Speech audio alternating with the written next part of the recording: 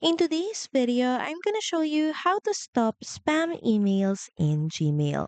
So first, of course, head over to Gmail and log into your account and look for a spam email in your inbox and open it up.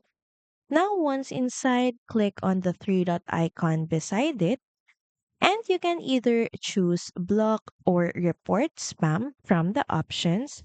This helps Gmail filter similar messages in the future. Another option would be to unsubscribe from mailing lists. Simply open up the email and click on the unsubscribe link, usually found at the top or bottom of the email.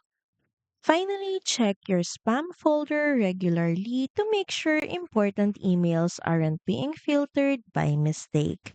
So that's pretty much it. Thank you very much for watching this video, and I'll see you again on the next one. Bye!